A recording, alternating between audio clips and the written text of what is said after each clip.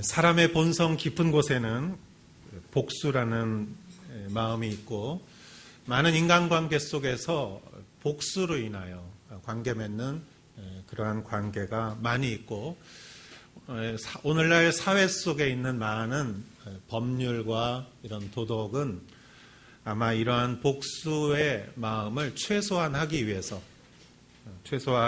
만들어졌다고 볼 수도 있습니다. 내가 당한 만큼 상대방도 당하고 불편해 봐야 되고 손해를 봐야 되고 좀 억울해 봐야 그래야 공평하다고 생각하는 것은 어느 누구나 갖고 있는 생각이죠. 그래서 많은 영화의 주제를 보면 사랑에 관한 영화도 있지만 의외로 복수에 관한 영화가 굉장히 많습니다. 제가 어렸을 때 봤던 중국 무협지를 보면은 거의 99%가 복수에 관한 이야기죠. 우리 아버지가 당했는데 아들이 열심히 무술을 연마해서 아버지를 복수해주면 그거 나중에 끝날 때 사람들이 막 박수 치지 않습니까? 그것이 우리가 마음속에 품고 있는 그러한 마음과 열망을 영화가 대리만족시켜주기 때문에 우리 마음속에 이렇게 카타르시스가 감정의 분출이 일어나게 되는 것이죠. 그러나 이 복수라는 것이 우리의 삶 속에 또 한 가지 또 계속 문제가 되는 이유가 있는데 그것은 사람 속에 갖고 있는 그러한 모순점이 하나 있기 때문입니다. 그것은 무엇이냐면은 제가 한 가지 좀 오래전에 예를 들겠는데 여러분 번개라는 걸 아십니까? 번개. 천둥 번개인데 인터넷 하는 사람들끼리 몇 날 몇 시에 만나자 그래가지고 번개로 만나는 거. 끄떡끄떡 하시는 분들은 컴퓨터를 자주 이렇게 사용하시는 분이라고 생각합니다만 저도 수년 전에 초등학교 동창 모임이 생겨서 인터넷에 생겨서 누가 이렇게 번개를 해서 저도 난생 처음 번개에 참여해 본 적이 있습니다. 그때 딱 한 번 했어요. 그런데 20년 만에 초등학교 동창을 만났어요. 그 어린이들이 아줌마 아저씨들에 대해서 이렇게 만나니까 얼마나 재밌는지 옛날 얘기하다 보니까 시간 가는 줄 모르고 옛날 얘기를 하는데 제 짝이었던 여학생이 아주머니가 돼서 저는 아저씨가 됐고 그래서 얘기를 하는데 그 짝이 저한테 제가 어렸을 때 초등학교 때 굉장히 장난을 많이 쳤대요. 자기한테. 장난꾸러기였대요. 그런데 어떤 장난을 쳤냐면은 점심시간에 도시락을 먹는데 막 지저분한 얘기를 막 하더래요. 이렇게 뭐 벌레 얘기 뭐 이런 얘기 해서 제가 듣다 결국은 못 듣고 듣다가 결국은 밥을 못 먹고 울고 말았어요. 그 얘기를 해주는데 저는 기억이 안 나는 거예요. 그런 일이 제가 기억이 안 나요. 왜 안 나죠? 당한 사람은 기억을 잘하는데 그렇게 한 사람은 기억이 안 나는 법이죠. 그래서 복수라는 것은 그렇습니다. 내가 당한 것은 기억을 잘하고 내가 한 거는 기억을 못하기 때문에 복수라는 것은 내가 그만큼 했다고 생각하는데 사실은 그게 2배가 되고 3배로 갚아주는 것이 되는 것이죠. 그러니까 자꾸 더 악화가 되고 더 에스컬레이터가 되는 것이고 더 큰 싸움으로 번지기 마련이죠. 그래서 층간소음 같은 경우도 우리가 아파트에 살면서 위층에서 소리가 나고 아래층에서 뭐라고 하고 아이들 뛰는 소리 이런 소리로 처음에 이렇게 구조라고 하죠. 이렇게 말을 했다가 말싸움이 되고 또 인격적인 모독이 되고 그러다가 폭력을 쓰기 시작하고 그러면서 문제가 되는 것이 사회 문제고 그 다음에 또 거친 운전을 하면서 상대방이 나에게 좀 무례하게 이렇게 운전을 했을 때 내가 또 거기에 대해서 또 이렇게 갚아주고 그러다 보면서 서로 옥신각신하면서 차 사고가 나고 이러한 것들이 다 사람의 복수하고 싶은 그 본능과 그리고 사람이 자기가 받은 피해를 더 잘 기억하는 그런 본능으로 인해서 항상 이렇게 더 악화되기 마련이라는 것이죠. 예수님께서는 산상수훈에서 제자들을 불러서 말씀하실 때 너희는 세상의 소금과 빛이다 이렇게 말씀하셨어요. 그래서 세상에 소금의 역할을 해야 하고 빛의 역할을 하고, 그렇기 때문에 구약 성경에서 말하는 그 하나님의 말씀을 지키는 그러한 의로움보다 예수님은 한 발 더 나가서 그 의도에 대해서, 그 마음에 대해서 더 예수님은 엄격하게 명령을 하셨습니다. 그래서 우리가 이제까지 살인하지 말라라는 명령에 대해서는 형제들한테 바보라고 해서도 안 되고 성내서도 안 되고 이렇게 문제를 일으켜서는 안 된다. 될 수 있으면 화해하라. 이렇게 예수님은 말씀하셨고, 간음하지 말라라는 그 구약의 율법에 대해서 예수님께서는 음욕을 품는 것조차 하지 말라 이렇게 말씀하셨고, 세 번째는 우리가 다루지 않았지만 이혼에 관한 것도 예수님께서 엄격하게 말씀하시고, 네 번째는 맹세한 것을 꼭 지키라. 이 구약의 말씀에 대해서는 예수님은 예는 예, 아니면 아니요. 이렇게만 대답하라. 이렇게 예수님은 말씀하시면서 오늘도 복수에 관해서 말씀의 율법에 대한 새로운 해석을 해주고 계십니다. 우리 사람들이 살아가는 이 세상 속에서 살인이나 간음이나 이런 어떤 이별이나 어떤 약속을 파기하는 것이나 복수하는 것, 이런 것들이 거의 모든 문제의 원인이 되는 것은 예수님의 그 당시나 아니면 오늘을 살아가는 우리에게 있어서나 다 동일한 것이라고 저는 생각합니다. 그래서 예수님께서는 오늘 우리의 마음속에 있는, 인간의 본성 안에 있는 그러한 복수에 관한 그러한 마음에 대해서 예수님께서 해주시는 말씀을 들으며 여러분 은혜 받으시는 시간이 되기를 축원합니다.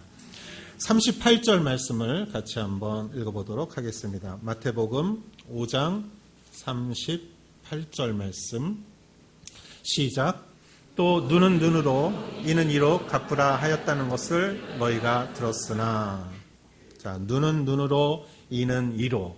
이것은 예수님이 하신 말씀이 아니라 예수님 시대에 이미 구약 성경을 통해서 하나님께서 이스라엘 사람에게 말씀하신 말씀인데, 이러한 내용의 구절이 몇 군데 나오는데 그 중에 한 가지 출애굽기 21장 22절에서 25절까지의 말씀을 한번 보도록 하겠습니다.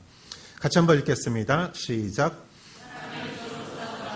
임신한 여인을 쳐서 낙태하게 하였으나 발매가 없으면 총고대로 반드시 벌금을 내되 재판장의 판결을 따라 낼 것입니다. 그러나 다른 애가 있으면 갚되 생명은 생명으로, 눈은 눈으로, 이는 이로, 손은 손으로, 발은 발로, 된 것은 된 것으로, 상하게 한 것은 상함으로, 때린 것은 때림으로 갚을지니라. 아멘. 이것은 여러 의미가 있지만 피해를 입은 만큼 되갚아줘야 한다라는 것이고, 아마 이 내용의 근본은 오늘날의 법률에 있어서도 아마 이것과 크게 차이가 없다고 생각합니다. 그러나 조금 아까 말씀드렸다시피 사람은 그것을 갚는 부분에 있어서 2배나 3배를 갚아줘야 마음속에 이렇게 공평하다라고 느끼기 때문에 성경은 인간의 그런 마음에 대해서 그렇게 하지 말고 똑같이 정확하게 그렇게 해야 한다. 어느 정도 복수를 인정하는 그러한 말씀이죠. 그렇게 해야 한다. 그런 면에서 이 성경은 사람들에게 이렇게 절제를 해야 된다라는 의미로 말을 해주고 있습니다. 그러나 이 말씀을 지금 끄집어내신 예수님께서는 어떠한 생각을 갖고 계실까? 여기에 대해서 어떠한 생각을 갖고 계실까? 그 성경의 다른 부분에 예수님이 복수에 관해서 어떻게 생각하고 계신지를 조금 이렇게 간접적으로 말씀해 주는 그러한 성경 구절이 있습니다. 이스라엘 백성에게 있어서 복수라는 것은 굉장히 그들에게 있어서 소중한 것이었어요. 사실 누구나 마찬가지일 거예요. 오늘날 살아가는 이스라엘 사람이 아닌 우리들에게 있어서도 그것은 마음속에 있는 그러한 본성이라고 생각합니다. 이스라엘 백성들은 오래전부터 많은 고난을 받은 그러한 나라였죠. 백성이었고 민족이었습니다. 그래서 이스라엘 사람들이 아주 좋아하는 성경 구절이 있었어요. 그게 바로 이사야서 61장 1절에서 3절까지의 말씀인데 같이 한번 읽어보도록 하겠습니다. 시작. 주 여호와의 영이 내게 내리셨으니 가난한 자에게 소식을 전하게 하려 하심이라. 나를 보내사 마음이 상한 자를 고치며 포로된 자에게 자유를, 갇힌 자에게 노임을 선포하며 여호와의 은혜의 해와 우리 하나님의 보복의 날을 선포하여 모든 슬픈 자를 위로하되 무릇 시온에서 슬퍼하는 자에게 화관을 주어 그 죄를 대신하며 기쁨의 기름으로 그 슬픔을 대신하며 찬송의 옷으로 그 근심을 대신하시고 그들이 의의 나무 곧 여호와께서 심으신 그 영광을 나타낼 자라 일컬음을 받게 하려 하심이니라. 아멘. 이사야서 61장 여호와의 신이 내게 임하사, 우리가 이걸 잘 아는 성경 구절이기도 하고 굉장히 이게 영적으로 은혜가 깊은 성경 구절이지만 우리가 잘 들여다보면은 중간에 굉장히 무서운 말이 하나 있어요. 이것은 여호와의 보복의 날이다. 하나님의 보복의 날을 선포하여 라고 이렇게 적혀 있습니다. 누가 보복해 줍니까? 하나님이. 누굴 위해서? 우리 이스라엘을 위해서. 그래서 이제까지 가난하고 상처받고 붙잡히고 고통 속에서 지내던 백성들이 하나님의 보복의 날, 보복이라는 것을 다른 말로 하면 신원이라고 그래요. 신원의 날. 우리가 한숨이 변하여 찬양이 되고 재가 변하여 우리의 면류관이 되는 그러한 날. 모든 것이 역전되는 날. 이스라엘의 백성들이 홍해를 건너서 구원을 받을 때 이집트의 군대는 거기서 바닷속에 수장되었듯이 정말 모든 것이 역전되는 그날, 그 통쾌하고 그 우리의 모든 한 맺힌 한이 다 풀어지는 그날을 그들은 기대하며 이 61장, 이사야서 61장을 굉장히 그들은 소중하게 생각하고 그 성경 구절을 좋아했어요. 그런데 누가복음 여러분 3장에 보면은 누가복음 3장에 예수님께서 자기가 태어나신 나사렛이라는 곳을 자라신 나사렛이라는 곳을 갑니다. 그래서 안식일에 회당에 가세요. 안식일에 회당에서는 유대인들이 모여 앉아서 어떤 한 사람이 성경을 읽고 그것에 대해서 얘기하고 이렇게 하는 것이 유대인들의 안식일의 그 예배인데 예수님께서 그날 고향에 가셔서 안식일날 성경을 두루마리였겠죠. 성경을 펴시면서 이 성경 구절을 읽으셨어요. 그 여호와의 신이 우리에게 임하셨으니 내게 기름 부으사 가난한 자에게 아름다운 소식을 전하게 하려 하십니다. 나를 보내사 마음이 상한 자를 고치며 포로된 자에게 자유를, 갇힌 자에게 노임을 선포하며 여호와의 은혜의 해와 거기까지 읽으시고 그 다음에 하나님의 보복의 날이 나오는데 예수님은 그 전까지 읽으세요. 여호와의 은혜의 해 그러시고 그것을 덮으시고 이 말씀이 오늘 여기서 이루어졌다. 이렇게 하니까 사람들이 지금 막 듣고 싶어하는 그 하나님의 보복에 관해서 듣고 싶어하는데 그 전에 딱 끊고 예수님 이것이 이루어졌다 하니까 사람들이 갑자기 화가 난 거예요. 아니 당신이 뭔데 이 말씀이 그 신성 모독이고 거기 중간에서 딱 끊었기 때문에 그래서 예수님을 데리고 나가서 높은 데 데리고 가서 밀쳐 떨어뜨리려고 했다. 성경에 나와요. 그러니까 예수님께서는 어떤 이유인지 모르겠지만 그 무리 속에서 나오셔서 내려오셨다라는 성경 구절이 누가복음 3장에 나옵니다. 여러분 왜 예수님은 하나님의 보복의 날이라는 그 구절을 생략하셨을까요? 아마 오늘 산상수훈에서 하시는 눈은 눈으로 이는 이로 그러나 예수님께서 보복에 관한 그러한 인간의 마음속에 있는 본성에 대해서 새로운 말씀을 주시는 그런 생각을 하시는 예수님이셨기 때문에 누가복음 3장에 이런 일이 있었다고 저는 믿습니다. 그러면 여러분 39절부터 42절까지의 말씀을 같이 한번 읽어보도록 하겠습니다. 시작. 악한 자를 대적하지 말라. 누구든지 왼편도 돌려대며 또 너를 송사하여 속을 가지고자 하는 자에게 겉옷까지도 가지게 하며 또 누구든지 너를 억지로 오리를 가게 하거든 그 사람과 심리를 동행하고 내게 구하는 자에게 주며 내게 구고자 하는 자에게 거절하지 말라. 아멘. 그러나라고 39절에 그러나라고 예수님이 말씀하시면서 우리의 귀를 의심할 만한 도무지 우리가 지킬 수 없을 것 같은 말씀을 하십니다.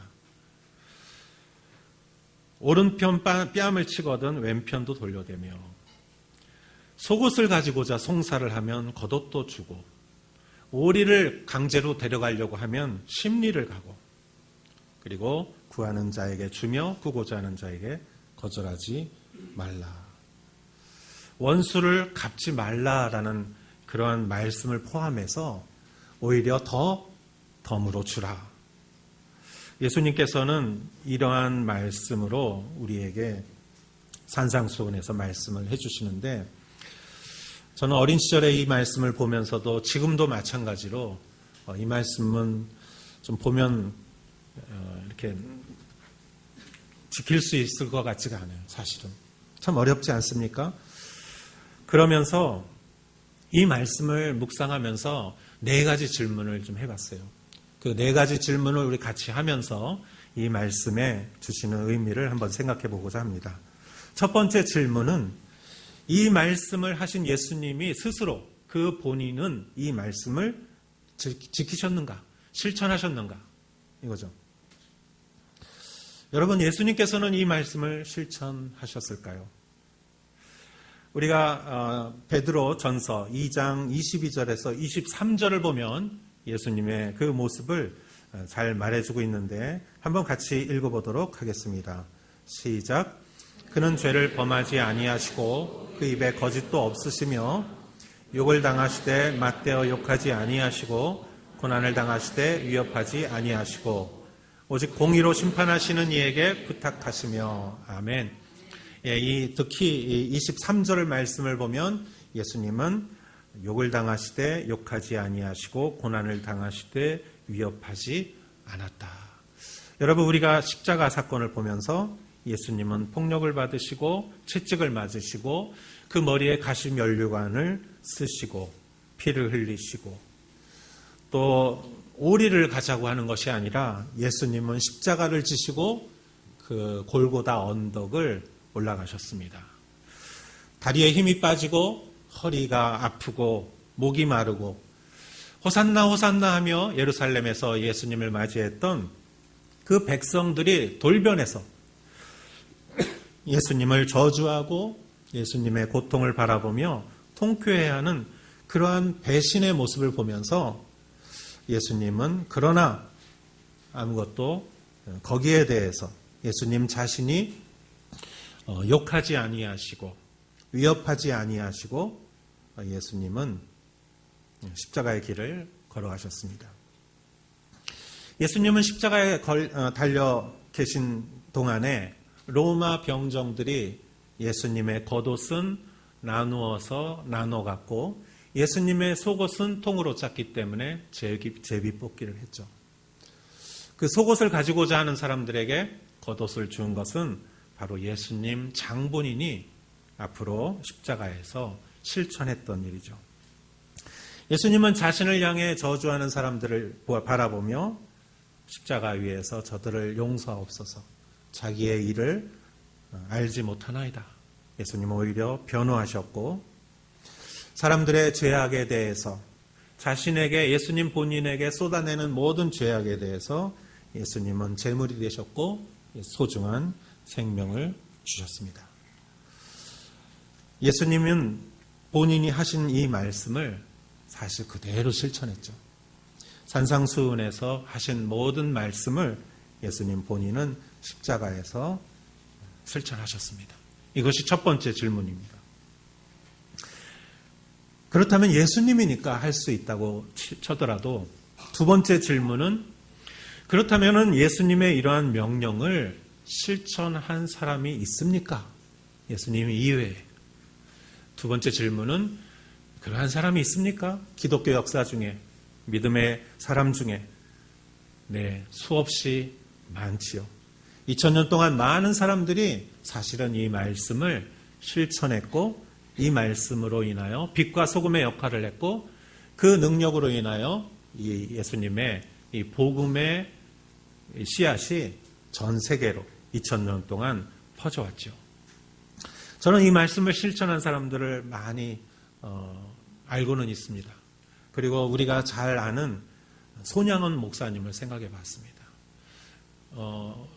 제가 개인적으로도 손양원 목사님 말씀을 많이 드렸고 여러분도 잘 알지만 손양원 목사님만큼 우리에게 이 말씀의 교훈을 전해주는 분이 없다고 생각해서 제가 오늘도 목사님의 자료를 좀 찾아서 여러분에게 소개시켜드리고자 합니다. 1948년 여순 반란 사건 때 그 장남과 차남, 고등학생이었던 장남과 차남이 좌익 공산주의 그 동료 학생들에게 맞고 총으로 이렇게 쏘고 해서 두 아들, 동인과 동신 두 아들이 죽고 맙니다. 그 두 아들의 죽음에 대해서 목사님은 장례식 때, 두 아들을 장례식 때 이렇게 감사의 9가지 감사를 말을 하고 있습니다. 목사님 본인도 나중에 순교하셨지만 목사님 자신은 자기의 아들을 죽였던 그 학생을 양아들로 받아들여서 이렇게 그 학생을 살려주고 키워준 그러한 사랑의 원자탄이라는 그 영화도 있죠. 손양원 목사님이 9가지 감사를 이렇게 한 구절이 있습니다. 여러분 내 어찌 긴 말에 답사를 드리리요. 내가 아들들의 순교를 접하고 느낀 몇 가지 은혜로운 감사의 조건을 이야기함으로 대신할까 합니다. 첫째 감사는 나 같은 죄인의 혈통에서 순교의 자식들을 나오게 하셨으니 하나님께 감사합니다. 둘째 감사는 허다한 많은 성도들 중에 어찌 이런 보배들을 주께서 하필 나에게 주셨는지 그 점 또한 주께 감사합니다. 셋째, 삼남 삼녀 중에서 가장 아름다운 두 아들 장자와 차자를 바치게 된 나의 축복을 하나님께 감사합니다. 넷째, 한 아들의 순교도 귀하다 하거늘 하물며 두 아들의 순교리요 하나님 감사합니다. 다섯째, 예수 믿다가 누워 죽는 것도 큰 복이라 하거늘 하물며 전도하다 총살 순교 당함이리요 하나님 감사합니다. 여섯째, 미국 유학 가려고 준비하던 내 아들 미국보다 더 좋은 천국 갔으니 내 마음이 안심되어 하나님 감사합니다. 일곱째, 내 사랑하는 두 아들을 총살한 원수를 회개시켜 내 아들로 삼고자 하는 사랑의 마음을 주신 하나님께 감사합니다. 여덟째, 내 두 아들의 순교의 열매로서 무수한 천국의 열매가 생길 것이 믿어지니 우리 아버지 하나님께 감사합니다. 아홉째, 이 같은 역경 속에서 이상 8가지 진리와 하나님의 사랑을 깨닫는 기쁜 마음, 여유 있는 믿음 주신 우리 주 예수 그리스도께 감사합니다. 손양원 목사님의 이 믿음은 그 이후로 많은 사람들에게 귀감이 되고 많은 사람들에게 영향을 미쳤고 이 손양원 목사님과 같은 많은 수없이 많은 사람들의 그러한 실천으로 인해서 이 믿음은 많은 사람들에게 전파됐죠. 그렇다면 여러분 세 번째 질문을 해보겠습니다. 그렇다면 정말 예수님은 실천하셨고 그리고 정말 믿음이 좋은 사람들은 실천했지만 예수님은 그럼 나 같은 사람에게 나에게도 동일하게 이것을 실천하라고 명령하시는 것인가? 예수님은 오래 믿은 사람도 있지만 나는 이제 세례 받은 지 얼마 안 됐고 나는 이제 새신자 교육 받은 지 얼마 안 됐고 나는 좀 많이 부족하고 한동안 믿음 떠났다가 돌아오기도 했고 나는 정말 작은 믿음조차 실천하기 힘든데 이러한 일들을 예수님께서 나에게 요구하는 것일까? 이것이 세 번째 질문이라고 생각했을 때 저는 마태복음 16장 24절에 예수님의 말씀을 같이 보고자 합니다. 같이 한번 읽어보겠습니다. 이에 예수께서 제자들에게 이르시되 누구든지 나를 따라오려거든 자기를 부인하고 자기 십자가를 지고 나를 따를 것이니라. 아멘. 사실은 예수님께서 복수라는 말씀을 하셨지만, 복수하지 말라 이 말씀하셨지만, 이 말씀은 사실 십자가를 지라 이 말씀과 동일하다고 생각합니다. 그래서 누구든지 나를 따라오려거든 자기를 부인하고 자기 십자가를 지고 나를 따르라. 예수님께서 이렇게 말씀하셨기 때문에 세 번째 질문은 그렇습니다. 여러분이 믿은 지 일주일이 됐건 10년이 됐건 여러분의 믿음이 어떠한 믿음이든지 예수님이 우리에게 정하신 기준을 절대 낮추시는 분이 아니세요. 당신은 좀 믿음이 있기 때문에 이만큼 하고 당신은 조금 없으니까 요만큼만 해도 돼. 이게 아니에요. 예수님은 모든 우리에게 적용하시는 기준이 자기 자신이에요. 예수님. 그래서 우리가 그리스도의 장성한 분량이라는 말이 있는 것이에요. 예수님은 우리가 모두 예수님 되는 것이 예수님의 목표예요. 예수님은 그 기준을 낮추지 않으세요. 자, 우리가 그러한 일을 하지 못한다고 해서 우리 구원이 취소되는 것은 아닙니다. 우리가 예수님을 믿음으로 인해서 구원을 받았지, 예수님을 믿는 순간 우리는 구원을 받은 것이고 천국의 자녀가 된 것이고 영원한 생명을 얻은 것이고 죄에서 우리는 자유함을 얻은 것입니다. 그렇지만 우리가 남겨진 생애를 살아가는 그 기간 동안에 예수님이 원하시는 기준은 지금 예수님이 말씀하신 그 기준이라는 것이죠. 이것을 우리가 하지 못한다고 해서 구원이 취소되는 것은 아니라고 말씀드렸습니다. 이것을 하지 못한다고 해서 예수님이 우리를 비난하시는 것도 아니십니다. 단지 예수님은 우리에게 그 기준을 원하시는 것뿐이죠.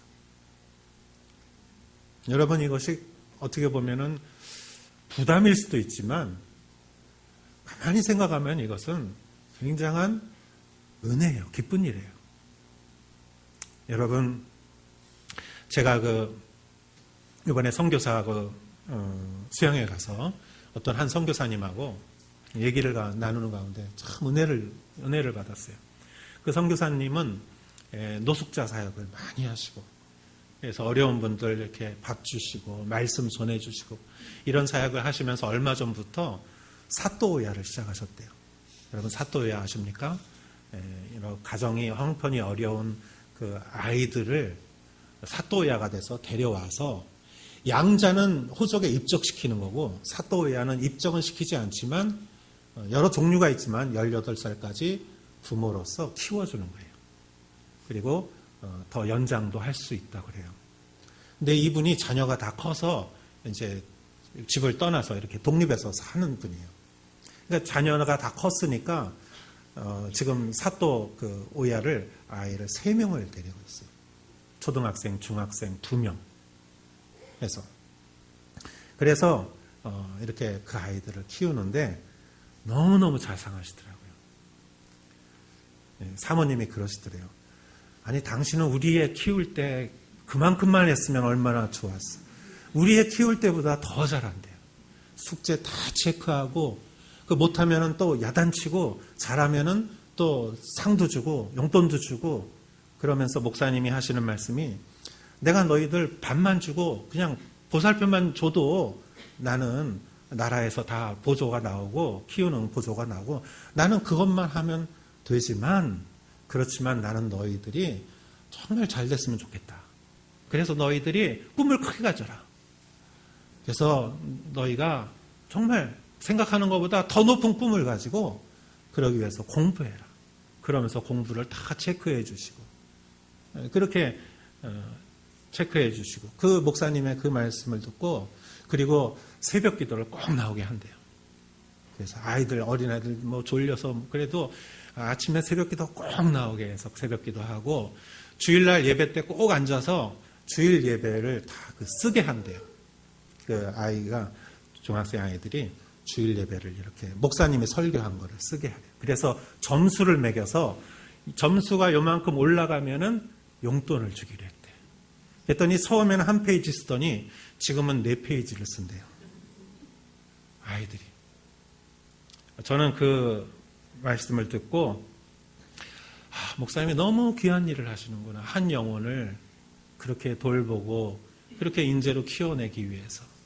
그렇지만 적당한 기준을 세우는 것이 아니라 여러 가지 어려움이 있어서 이렇게 사또오야 가정에 왔지만, 그렇지만 한 사람 한 사람의 존엄함을 가지고 너희는 이만큼 기준을 가지고 꿈을 가지라고 이렇게 말씀하시는 그 선교사님의 말씀이 바로 예수님의 말씀이신 거예요. 우리가 어떤 사람이든지, 우리가 연약한 사람이든지 실패했던 사람이든지 굉장히 어려움 속에서 지냈든지 예수님이 우리를 보시는 기준은 그것과 아무런 상관없이 예수님은 우리에게 예수님의 눈높이를 예수님은 제시해 주시는 것이고, 또 그러한 길을 갈 때 예수님께서는 우리를 인도해 주시는 그러한 분이시죠. 아멘.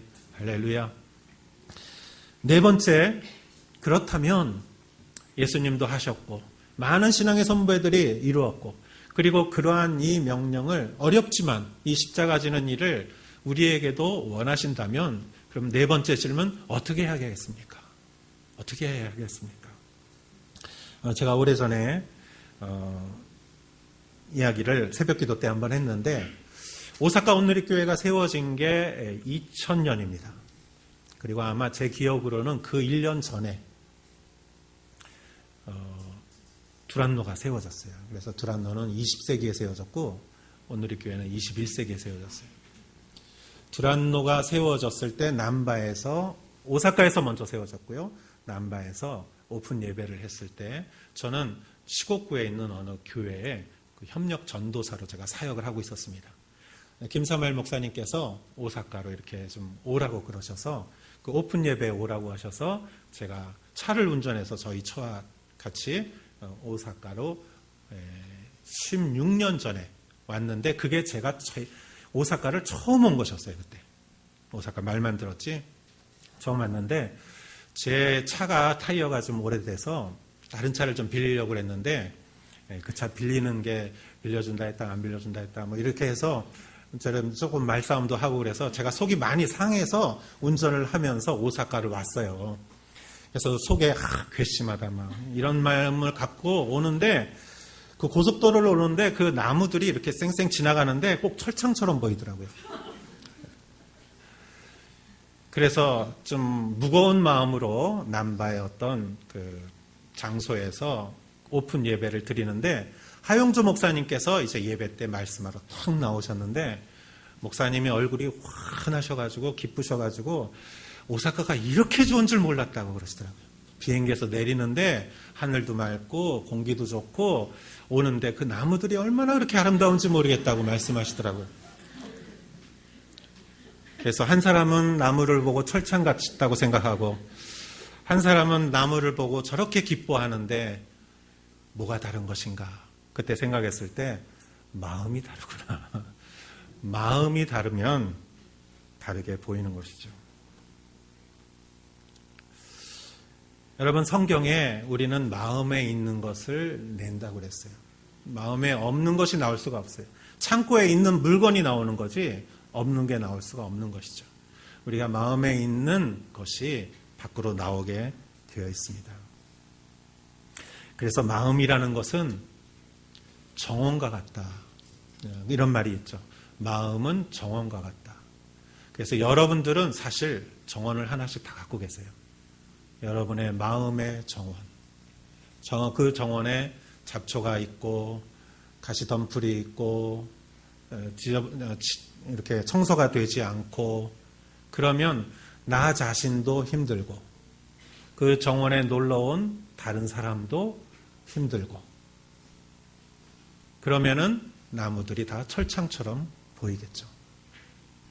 그러나 반대로 내 정원이, 마음의 정원에 잔디가 있고 꽃이 피어 있고 시냇물이 흐르고 새들이 노래하고 내 정원이 아름답다면 나도 좋고 행복하고 내 정원에 놀러 온 사람도 행복한데 그 정원을 가꾸고 아름답게 하는 것은 무엇인가?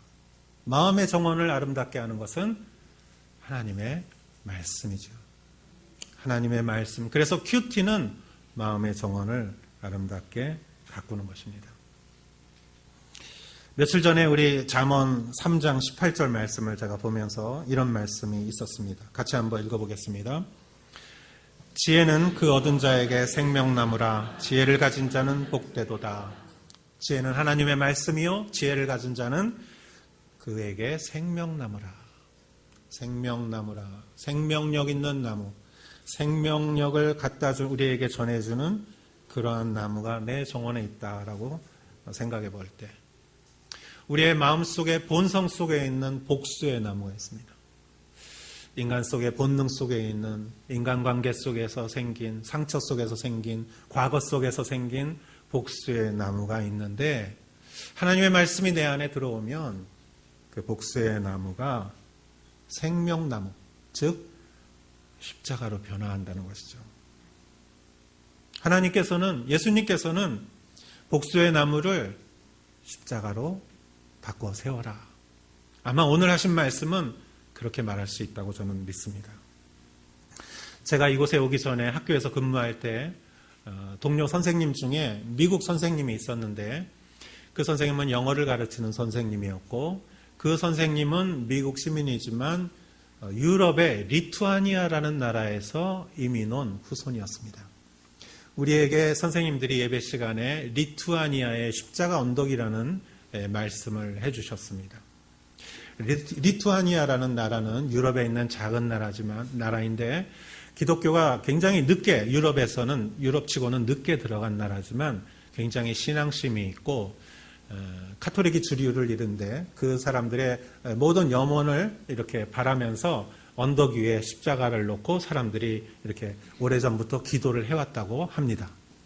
그런데 구소련이 그곳을 통치하면서 공산주의는 종교를 억압하고 인민의 아편이라고 얘기하면서 기독교를 굉장히 이렇게 억압을 하는 가운데 사람들이 많은 염원을 담고 그곳에 십자가를 놓고 기도를 하는 것을 좋게 여기지 않아서 그 정부에서 구소련에서 부르도자를 갖고 와서 그 십자가를 다 치워버렸습니다. 밀어버렸습니다. 그렇지만 그 다음날 또 누가 와서 밤에 십자가를 꽂고 또 거기서 사람들이 감시하고 그랬지만 감시가 없는 틈을 타서 누가 십자가를 갖다 놓고 그러니까 날이 밝으면 하룻밤 지나고 날이 밝으면 십자가가 더 많이 세워져 있고 또 다음날 보니까 더 많이 세워져 있고 도저히 공산당이 그 십자가를 세우는 것을 막을 수가 없었어요. 그래서 십자가가 점점 세워졌고 오늘날 그 리투아니아의 십자가 언덕은 관광 명소가 되어 있습니다. 그 선생님이 이 십자가 언덕에 대해서 우리에게 이야기를 해 주었습니다. 여러분 오늘 저는 말씀을 보면서 바로 우리 마음이 이 십자가 언덕이 되면 어떨까? 화나고 속상하고 손해보고 억울하고 슬픔이 몰려올 때 우리가 아무리 조심하고 살아도 때로는 피해를 보고 상처 입고 이용당할 수도 있습니다. 그때 싸우고 욕하고 그렇게 하는 것보다 리투아니아의 시민들처럼 이 나라의 크리스찬들이 했듯이 조용히 밤에 그 언덕에 십자가를 갖다 놓으면 어떻겠습니까? 아마 그리고 모든 것을 판단하시는 분은 내가 아니라 하나님인 것을 인정할 때 우리는 아마 한 발 한 발 예수 그리스도와 같이 손양원 목사님과 같이 조금씩 그 모습에 다가갈 수 있지 않을까. 그리고 세상은 우리가 세상과 다를 때 우리를 보고 놀라지 우리가 세상과 똑같을 때 세상은 우리를 조롱하죠. 그러나 하나님을 믿는 사람들이 전혀 다른 모습을 보일 때 그들의 마음에는 충격이 오게 되어 있습니다. 그리고 그것이 믿음의 능력이라고 믿습니다. 우리는 모두가 위대한 인물은 될 수 없다 할지라도 오늘의 말씀을 조금씩 실천한다면 하나님의 기뻐하시는 자녀가 될 줄 믿고 또 이 세상을 변화시키는 이 시대의 주역이 될 줄 믿습니다. 그러한 축복이 여러분께 있기를 축원합니다. 기도하겠습니다.